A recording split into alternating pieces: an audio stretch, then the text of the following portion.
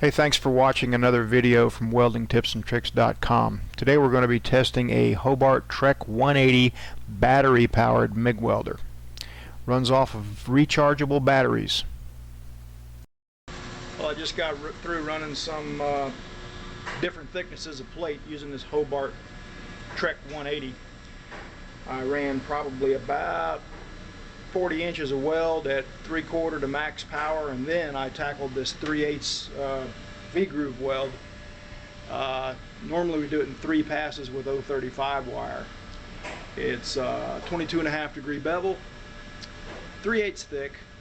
I gapped it about 1/8 of an inch, ran a open butt root pass in it, then a second pass, and then about halfway through with the third pass, that's when the low bat light came out and crapped out on me, so we didn't get to finish it. But using 024 wire, which I would never do on something that thick. I wonder if it'll bend. So here's the joint ready to weld with a 1/8 gap, positioned just upright in the vertical position. Root pass done downhill. Looks a little cold on the toes, but you can see it punched through the backside pretty good. Second pass went in okay. Wish it was a little hotter, but it was doing okay. Last pass, battery went out, quit welding halfway through. Plugged it back up and recharged it, welded good and hot for the second half of the last pass. So we cut some straps out. Just cut them out with a cutting torch, down and dirty.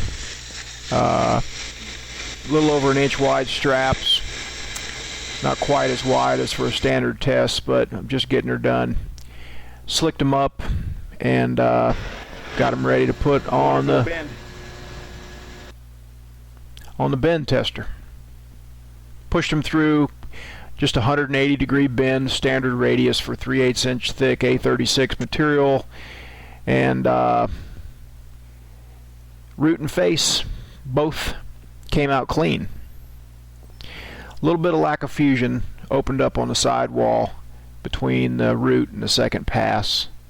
Little cause for concern, but still surprising that a battery-powered welder could weld 3/8 inch thick multi-pass V-groove weld, especially with only a 22.5 degree bevel. I also ran some 18 gauge sheet metal using the backstep method to prevent distortion too much. Backstep methods where you weld downhill, but the actual progression is uphill. So just to check the lower settings, and didn't have a chance to get it dialed in perfect, but it did pretty good. 14 gauge, got it dialed in a little bit better. Ran really sweet. Outside corner joint, same way, good and hot, penetrated all through the other side. Also ran some flux core, 1/4 inch.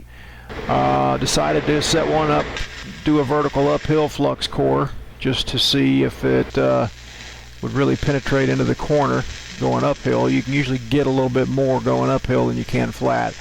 So I did that, ran one all the way out. It looked like it was getting into the corner pretty good with a decent size bead, not trying to make it real big, but just a normal size fillet weld. And that was with it plugged in. Ran pretty good and hot. That was only 030 wire though. Still got to test out some 035 flux core. But with the 030 wire, ran a fairly smooth, decent looking bead. Didn't have to beat the crap out of the flux to get it off. Went pretty good.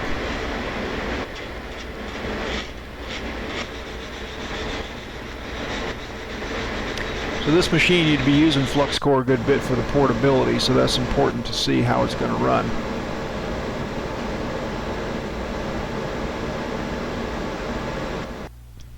Alright, while I'm thinking about it, before I forget, what I liked and did not like about the Hobart Trek 180. Right? If you don't need portability, it's probably not the ideal machine for you. But it did have its good points. For a machine that only needs 115 volt power, this one's got some balls.